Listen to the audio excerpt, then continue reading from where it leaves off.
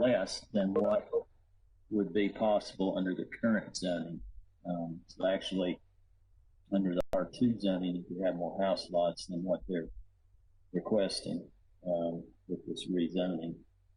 My guess is they're requesting this zoning district because of the size of the property and the fact that there are some, what probably are sinkholes on the property. There are sinkholes in this general part of the town anyway. There may be some other physical characteristics associated with the property where having the open space overlay makes sense because it lets them concentrate the development on a smaller portion of the property and avoid those areas that might be challenging to develop. And that zoning district is consistent with our future land use map, which calls for open space cluster residential. Either the OSR, which only allows detached single family, or the OSMR, which allows detached and attached. Both of those are consistent with the future land use map. One of the discussion items with this property is that, as you all may remember, the OSMR was recently requested but denied on the Gibson farm, which is on the west side of the Mcfee Road, kind of across from this property more or less. And that property had a transmission line easement that went through the northern portion of it, 100-foot wide easement. But that was ultimately denied, and then they amended their application to OSR, which was subsequently approved through the board. So that's one of the discussion items in relation to this request. The applicant can speak to why they're requesting the OSMR, and we can go through that. Another thing that is, this is a very substantial piece of property, and so there's a lot of things that need to be thought through on this. Boyd Station Road is going to be required to have improvements for our subdivision regulations. It's a major collector street on our major road plan, so their half of that road will have to be improved to the complete street's cross section, which would also include a walking trail along Boyd Station Road. The transmission line easement actually runs along Boyd Station Road through most of this property. It comes in from Virtue and runs through basically that narrow piece of land that goes this part here that goes to Virtue Road. The transmission line easement comes through here. And then it pretty much goes due south, Boyd Station Road, and then it goes southwest to Mcfee, and then back up. There's the substation is there on Mcfee. Goes up to that and then over to the Gibson property, and then starts the southwest direction through the Gibson property and Thompson property. So that's some of the questions. Hey, Mark, yeah. Mm-hmm. Yeah, Mark, you're fading from your mic again. This is Russ Rackley. Sorry that it dropped my call and I just dialed back in. I'm not sure if you asked for my comments yet or not as the applicant. Well, basically just going through these discussion items and talking through some of these things. This is a very substantial piece of property. Likely have multiple access points. Not sure about an access to Virtue. We kind of looked at that. That's not really necessarily part of the rezoning, but it will be something we'll have to look at with the concept plan ultimately. And then the question of the traffic impact study for this property.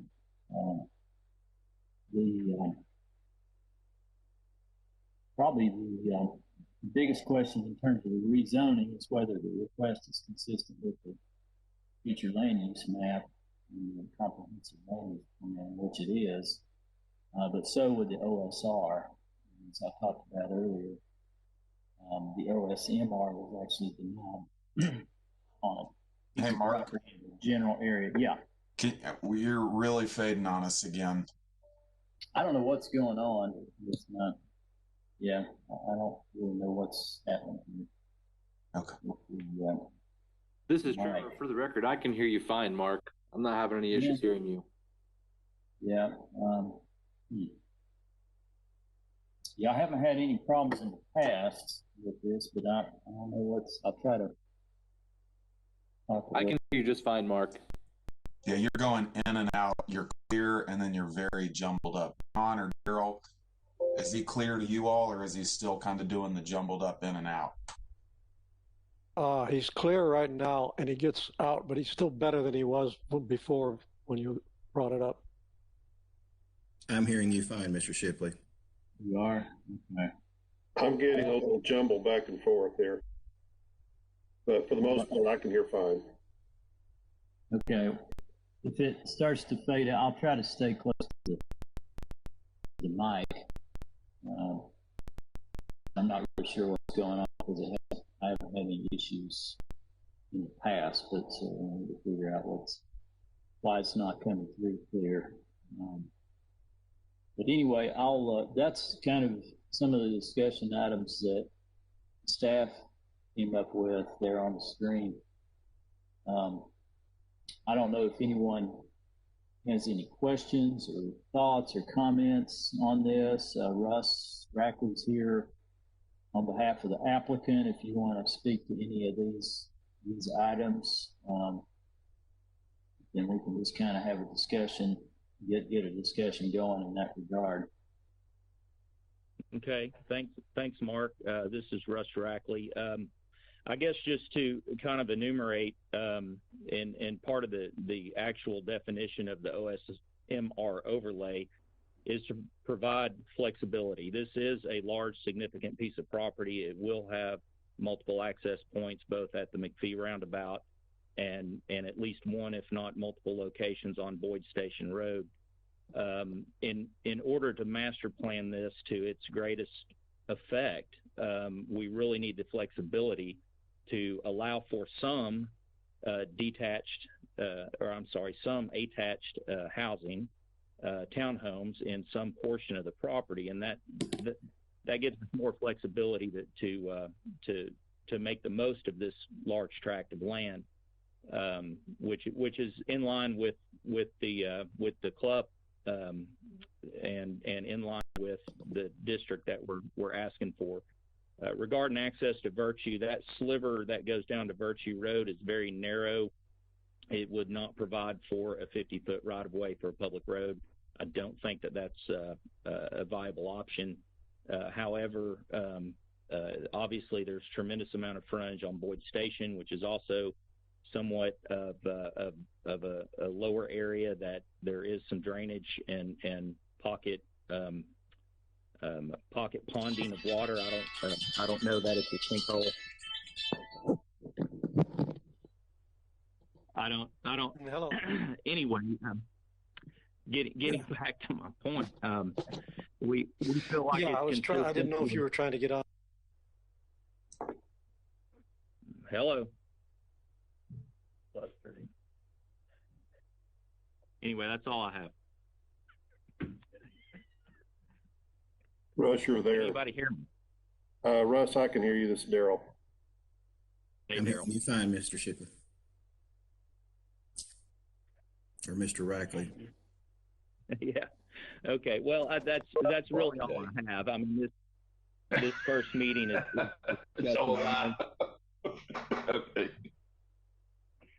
Okay. Yeah. Anyway, yeah, this first meeting's discussion only. I'll be happy to answer any questions. Russ, I agree. This is Daryl. I think access to Virtue, Maybe by way of a greenway, that would be an excellent location, but I think taking an entrance out there, you're kind of in a sag and you've got limited sight distance, I believe. I know that at the church just to the north, there's very poor sight distance coming out there.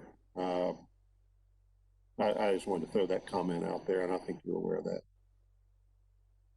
Yeah. When I meant connection, I was talking vehicular. Obviously, if the grades support a viable greenway trail connection down there with whatever the town's phase 2 or 3 Virtue Road improvement, that's definitely something that we would be open to, and that's kind of the point. We're not going to spend and can't spend the time and the money to go through master plan iterations on this until we have a zoning district that supports what we want to do with the property. And the OSMR, we're not looking to make this a neighborhood of attached units, but we do need the flexibility if we want to do some greater green space or lawns or boulevards and stuff like that to make up that area with units by having a small area, a small portion of the master plan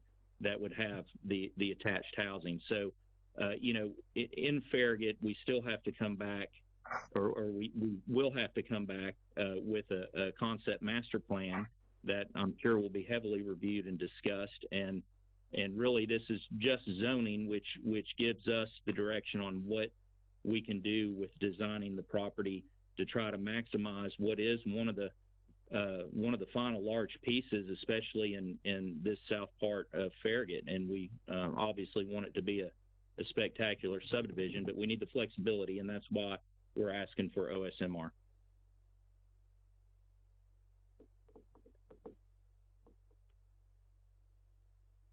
Hey, Russ, you still on? Yes. Did you hear me? Yeah. This is Mayor. You're guys that do the earth moving and that's doing the brush cutting over on Brookmere? Yes. Have they looked at a drawing? Yes. Well, I think the buffer's supposed to be 25 feet, isn't it? Yes. Not 25 inches? Mayor,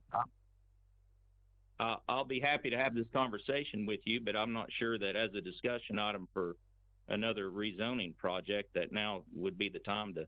Well, no, it's not, but the meeting hadn't started yet, so I was just wanting to catch you there. No, you don't have to have a discussion with me. It's not up to me to enforce what happens. Okay. The meeting started at 9:30, sir. We're in the middle of the meeting. Oh, I'm sorry. So, yeah. I was just elaborating on the Boyd station. I don't know if anybody else is still on, but that's what. Well, most of us.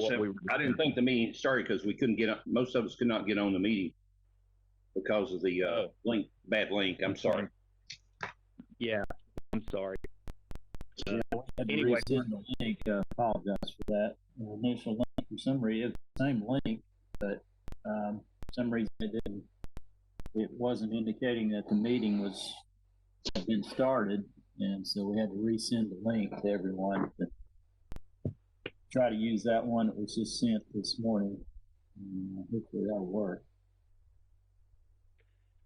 Mark, I think as far as I'm concerned, or we're concerned, we can have the discussion at the Planning Commission meeting, which is all it is. This meeting is just a discussion item. So for those that were on and heard our reasoning behind requesting what we're requesting, we can answer whatever questions there. There seems to be some communication problems going on with technology right now, and it's growing difficult.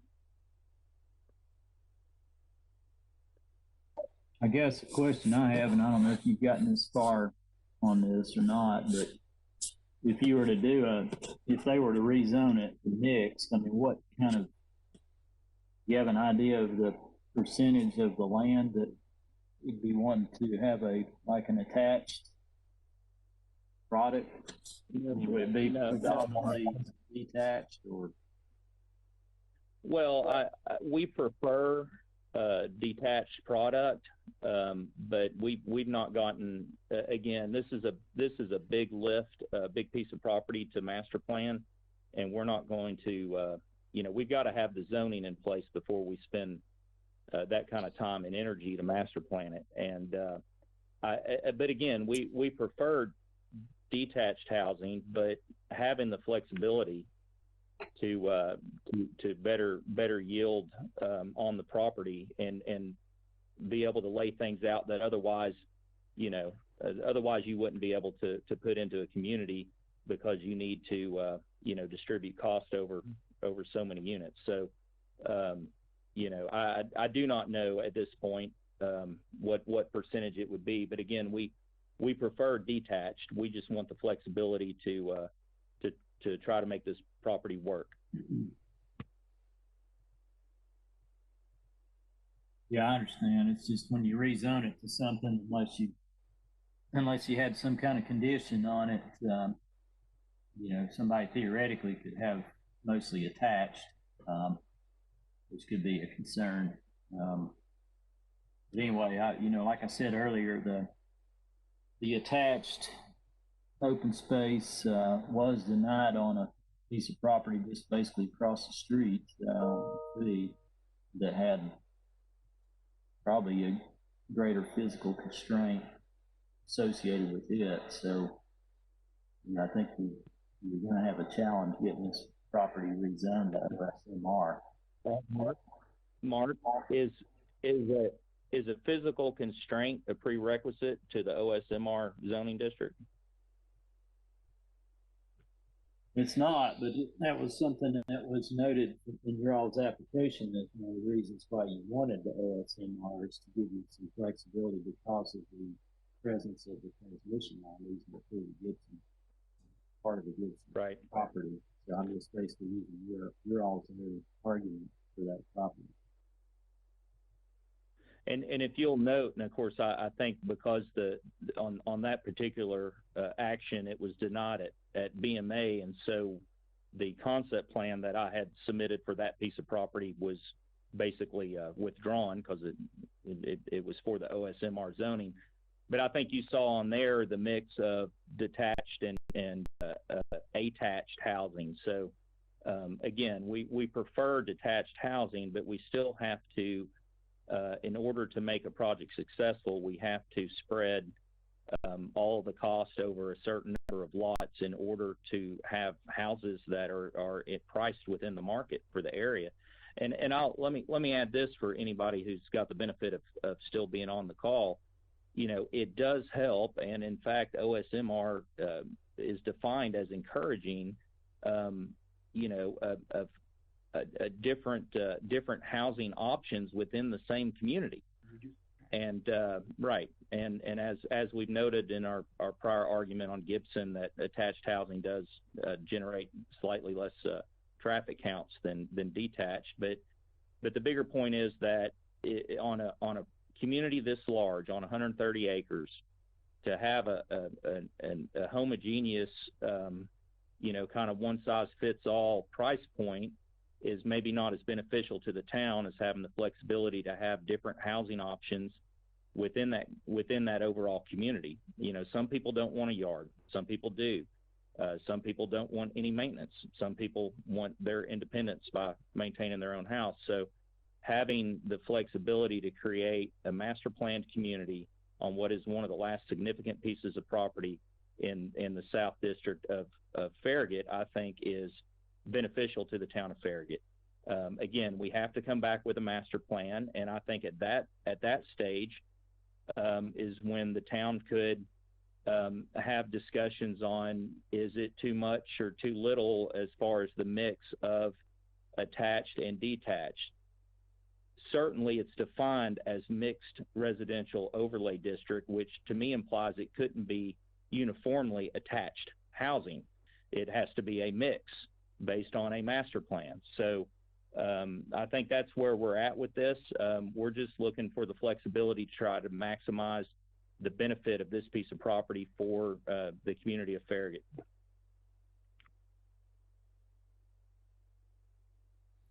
Okay, and just for the record, with either the OSR or the OSMR is going to result in potentially the maximum number of lots based on the size of this overall rezoning would be about 285 dwelling unit lots. Whether it's attached or detached, it doesn't matter. Whether it's OSR or OSMR, that's basically the maximum density. Now, if you were to take the density allowed under the current zoning, although it's probably not doable to go to this amount of density, but theoretically they could go to 380 under R2, so quite a few more lots under the existing zone than what they would be allowed to do under either the OSR or the OSMR. Again, that's, by the time you take out basically 15% for roads, and we've got a 10% open space in R2, so that'd be about 25% of the land out of play for developability. You'd be looking at a lot less than 380 lots, but still, you still go back to the base zone with the OSR, OSMR, 20,000 square foot minimum lot size. So that's kind of what's guiding the allowable density on what could happen on this piece of property with full development. So, anybody have any other questions, thoughts, comments?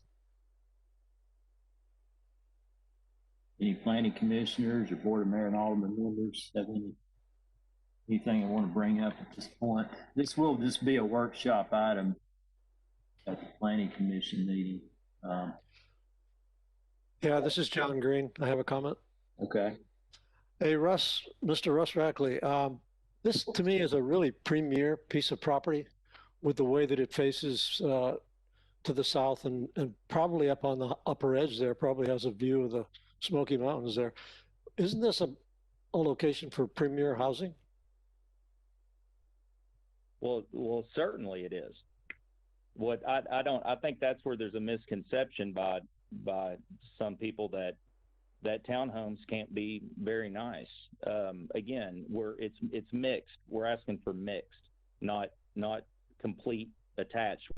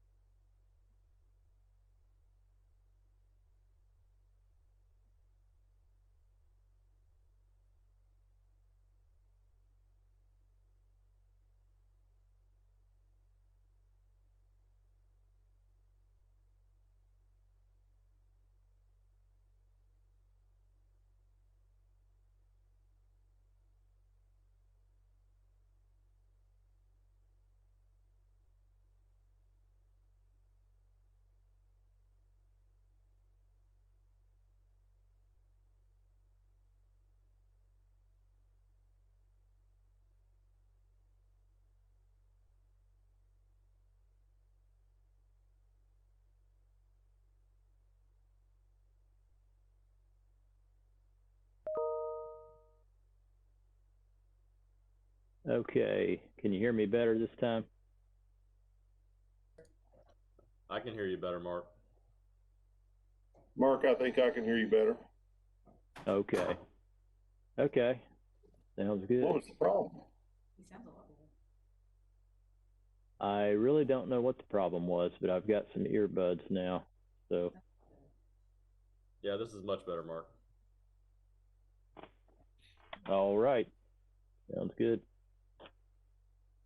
I'll get with you guys in about 10 minutes.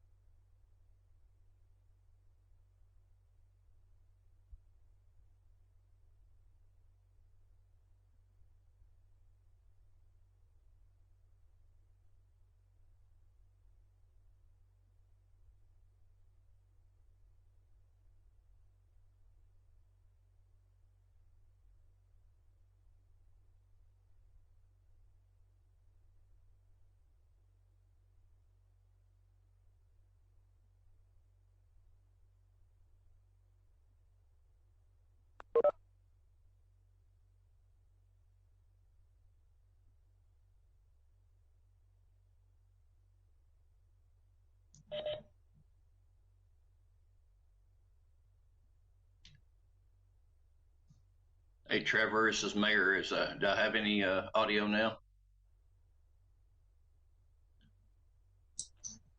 We can hear you, Mayor.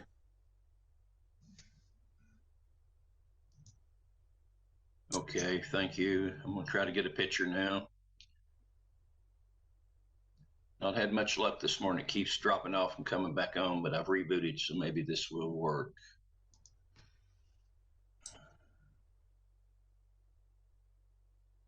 I can see you now, Mayor. Okay, I'm up. Okay, thank you. Yep.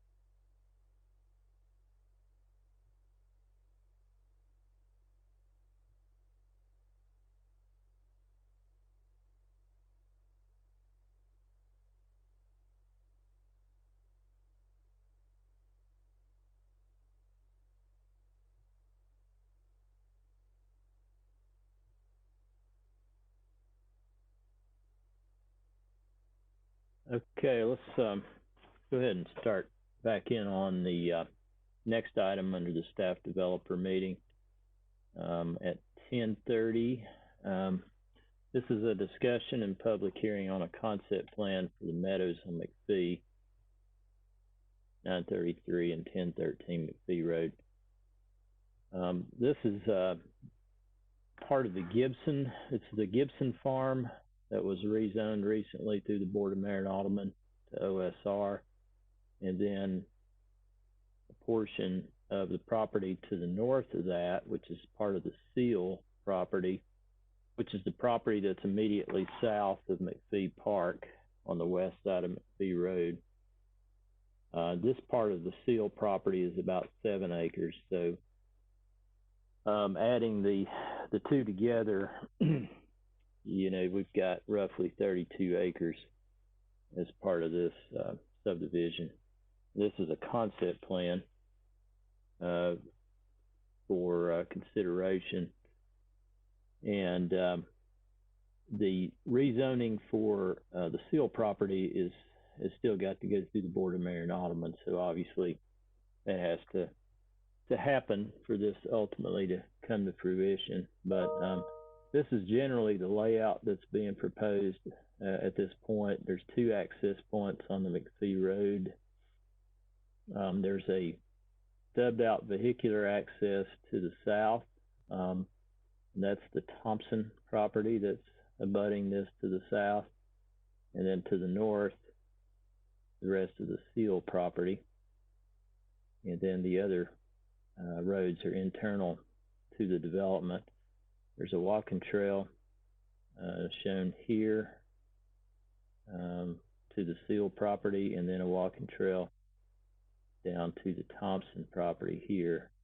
There'll be a sidewalk on one side of the main street throughout the development. That's kind of an overview of generally what they're proposing. The Stormwater Basin, I think, is this general location near the front. And then there's one here in the north part of the development. If you remember the area along the west of the Gibson and Seal property and the town's property, there's a kind of a drainage area that goes through there. The overhead transmission line easement that runs through the Gibson property is in this general location here. And you can see that there's road in there, walking trail, but of course no dwelling units to be built in that space. And that's a 100-foot wide easement. And then this is generally the road profile in the development. Some of the discussion items, there is only one proposed street stubbed into the Thompson farm. That's something we might need to think about because the Thompson property is so large. If there's a way to get a street to the west, that should certainly be explored. I know there's some topographic issues, obviously, to do that, but extending this street further to the west to stub it out so that there's more than one connection point to the Thompson property, something that needs to be thought about because it's such a large piece of property, the Thompson farm, and it'll probably have more than one access point for itself if it ever is developed.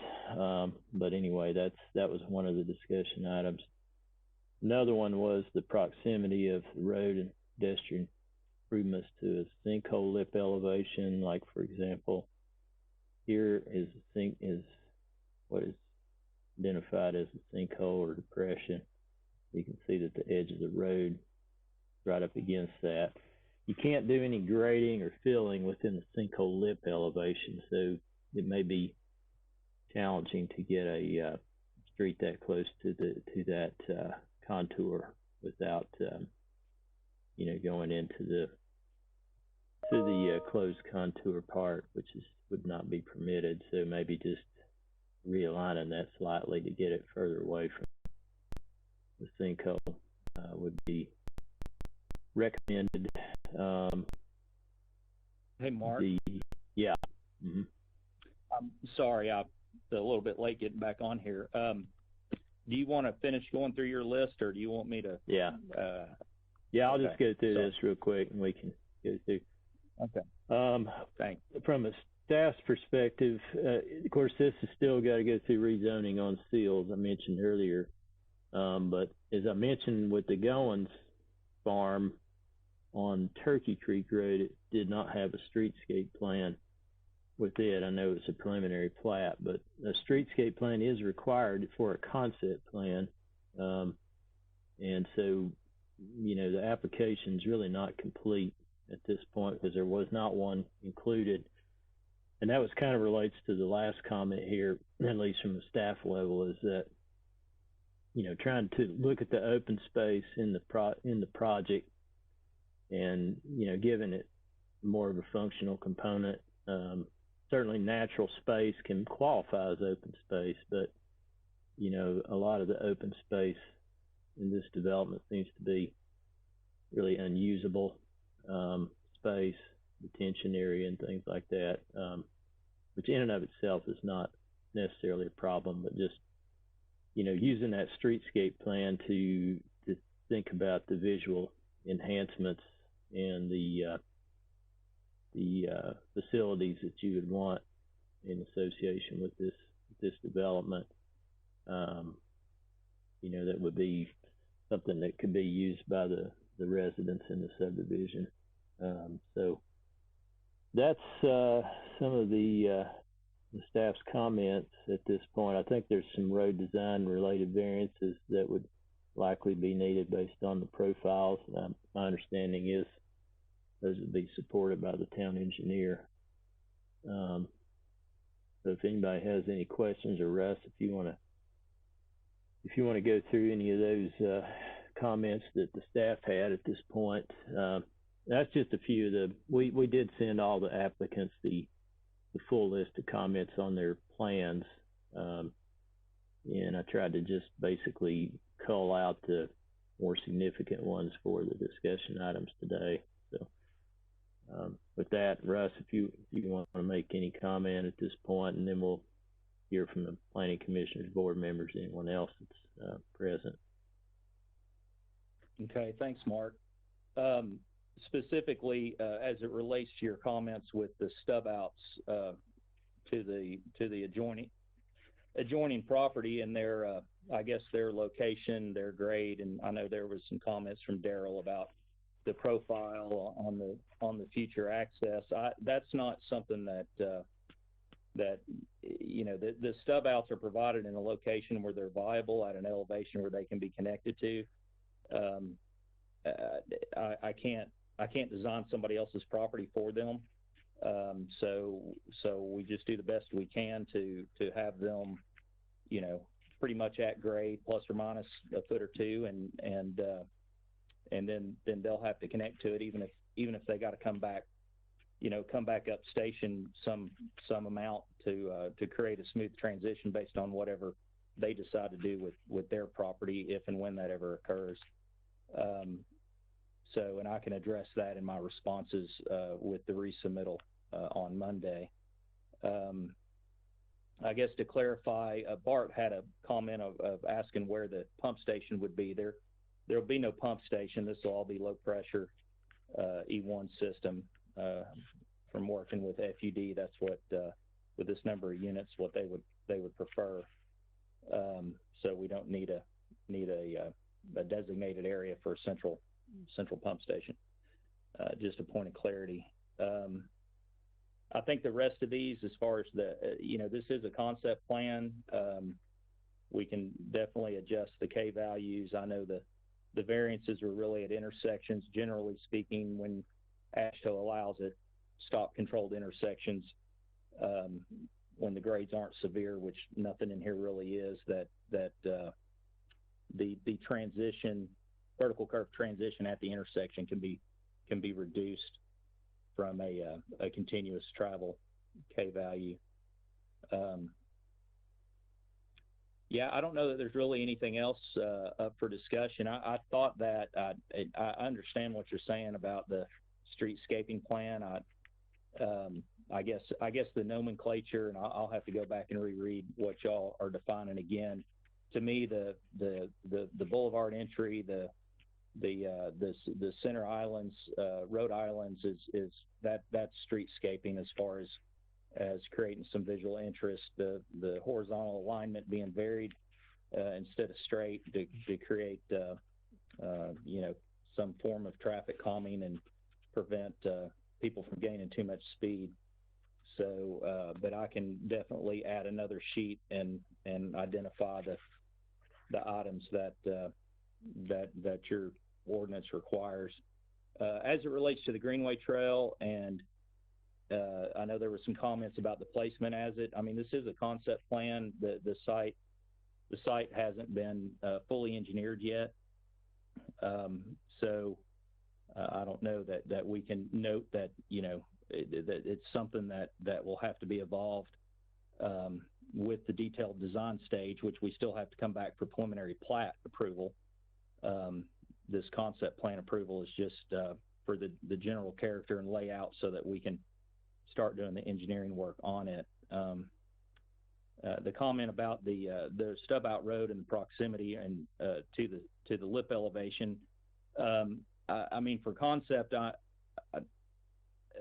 your ordinance doesn't require me to fill within the lip elevation. So if we can't make it work where it's at, then obviously it'll have to move. This is, although the aerial topo is very accurate in today's world, the depressions sometimes aren't so much, and so we would definitely go out and survey that and make sure that we had room to put the road where shown, or if we need to scoot it 10 feet to the left, then we can do that as well. But those are, I guess, the things I'm looking at as I get these revisions together for the resubmittal deadline on Monday. Oh, Mark, wait, one more thing. Hey, Mark, are you there? Yeah, I'm here. You had a comment about lining the intersection up with the driveway across the street. I fully understand when there's a road across the street that those need to line up, but there's 3 driveway cuts across the street. I don't know that. It seems odd to me that we need to pick a driveway and line up with it since it's just a driveway.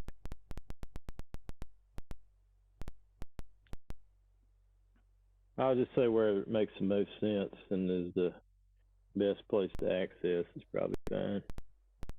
Okay. I think that was one of the things that wasn't on the plan as far as the exact location of the driveways on the other side of the road and how far they are from the proposed accesses. That's something that needed to be added, I believe. Okay. Well, I can definitely show that, but I guess I just want to clarify that based on the major road plan and road classification, based on road classification and intersection spacing, that's with other roads and not individual driveways or shared driveways for 1 or 2 units, because that would make it somewhat infeasible to accomplish this subdivision if we have to move that to line up with one of those. But I can definitely label the distance, and then we can, I guess, have that conversation after resubmittal.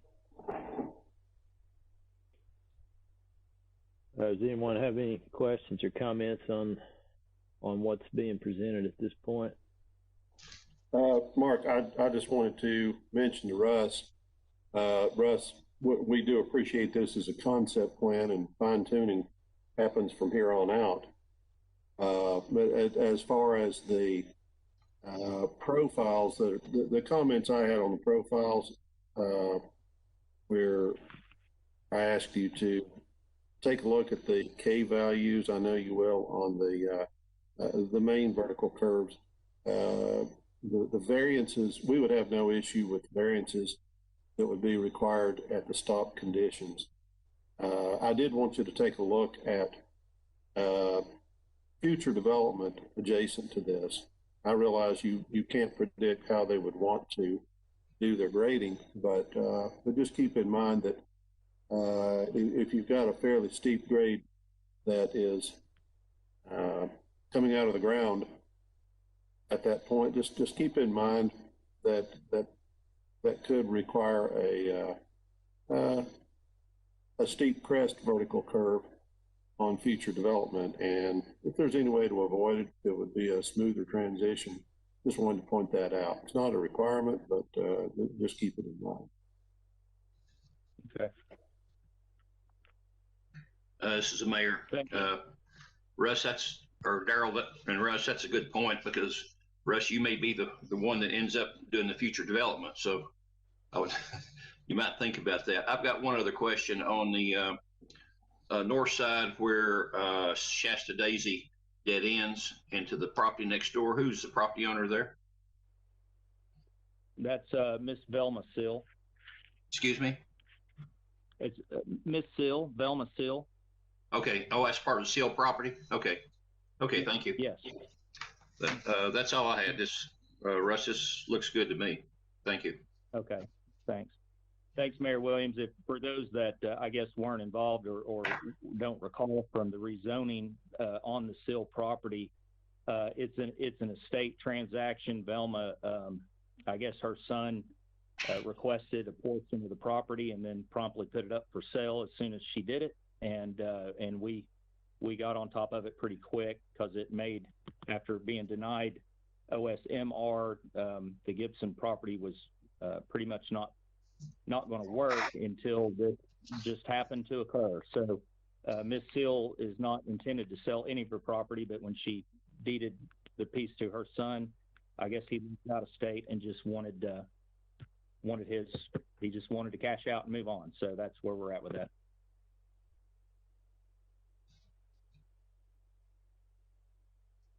This is John Green. I have a comment. With the visual I have in front of me here, that I had in front of me, I couldn't read the text on there. Is there a community center or a recreational center or anything in this development? No, Commissioner Green. There's no physical amenity as far as a pool or a clubhouse or anything. We're so close to the public park. That's just a few hundred yards up the road that with only 59 units, that it'll save on association dues not to have to maintain or support an on-site amenity package. And my second comment is this area to the west, that large piece of property with no development on it, and that's going to be just open space, or? That's yes, sir. West of the cul-de-sac there. Yep. Well, you'll see that there's a creek feature down there at the bottom of a steep hill with an extremely steep hill up the other side. And so we're going to leave that in a natural state, both because it is a natural feature, as well as it would cause a lot of damage and clearing and grading to try to achieve anything down there. It's not viable to try to build a road through there because of the creek feature and the grades. Or a trail? Well, it's possible. It's possible that we could put a trail through there. I'm not opposed to that. If we don't cross the creek with it. However, having been down there, this creek is not very aesthetic as far as the state that it's in. So again, it's definitely something that we can look at either with the revision coming in on Monday, or when we go through detailed design and get the site graded out and get the detention requirements nailed down and sized finally with their final size, and then see what we have to work with and what makes sense. So I'm not opposed to it. I'm not trying to tell you how to purpose your property, but it looked like a lot of land there, just kind of, that's not going to be utilized in any way, shape, or form, I guess. Well, other than just passive green space, you know, if we can leave natural, that's always a win for everybody. So, but a trail, if we didn't have the notch from the Thompson track, if I could run a trail continuously along the creek buffer, that would be preferred. But with not owning that little corner where the Thompson property crosses over towards the cul-de-sac, crosses over the creek, it's creating a change in grades. And unless I just stub it out and pick it back up where we own the property again, I don't know how to. That was my struggle. How do I achieve something that I would prefer it to be along the creek, but I couldn't make it continuous. So just tried to find another way to create a cross through with a greenway trail that eventually one day might be able to be connected to the park and to the Thompson track to the south. Thank you for the feedback. Thank you for the question. Yeah, I think the connections, either vehicular or pedestrian, to that west gets back to one of the comments about the open space needing to have more functional character to it, and that would be part of the streetscape plan. I mean, this may not be ready for the Planning Commission because the streetscape plan was supposed to be in the initial submittal. I'll take a look at it when it's resubmitted, but it does need to, you know, address what you're talking about, John, potentially, and then, you know, the rest of the streetscaping that would be proposed for this development, what those islands are going to look like in terms of landscaping and the entrances and things like that. That is a required sheet for a concept plan as well as a preliminary plat. So I'm just pointing that out. It may or may not be ready.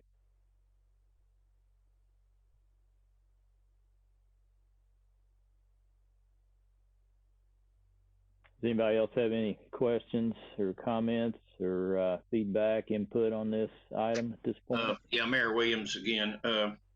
Russ, that creek, is that just I've not ever been down there to look at it. Is it just a wet weather, or is it a drainage type of creek, or is it something that flows continuously?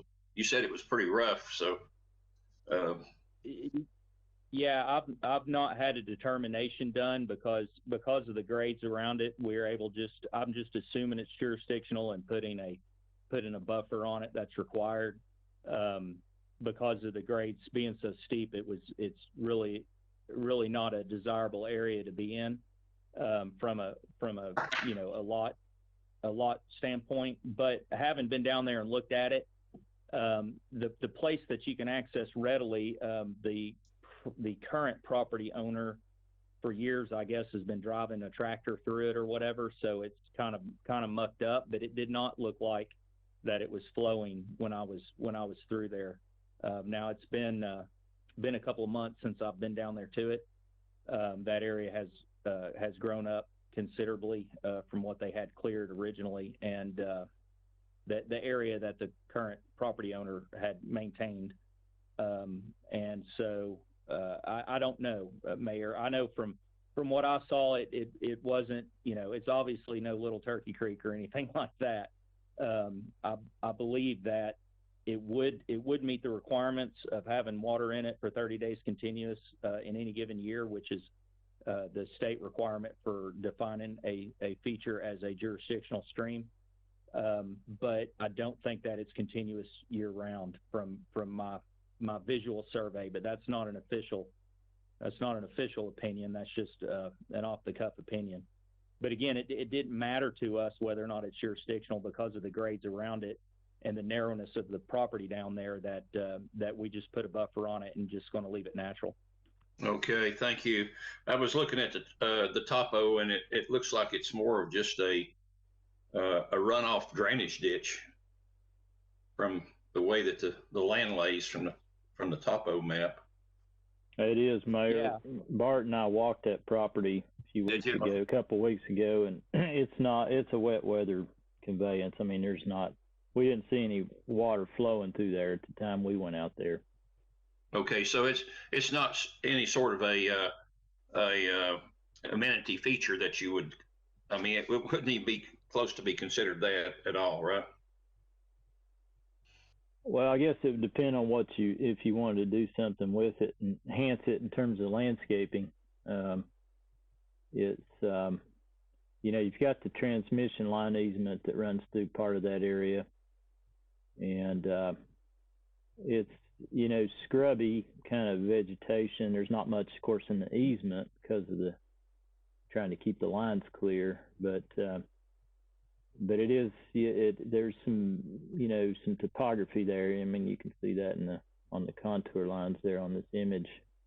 But it's not like a flowing stream or anything. I'm sure it has water that goes through it when it's raining, but it's probably more of just the steepness of the slope, particularly on the west side of it, that could be a challenge. Okay, thank you. Thank you all.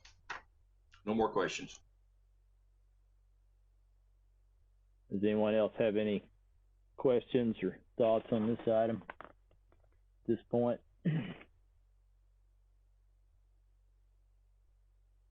Okay. Looks like the next item is at 11:30. So we'll take a break and reconvene at 11:30.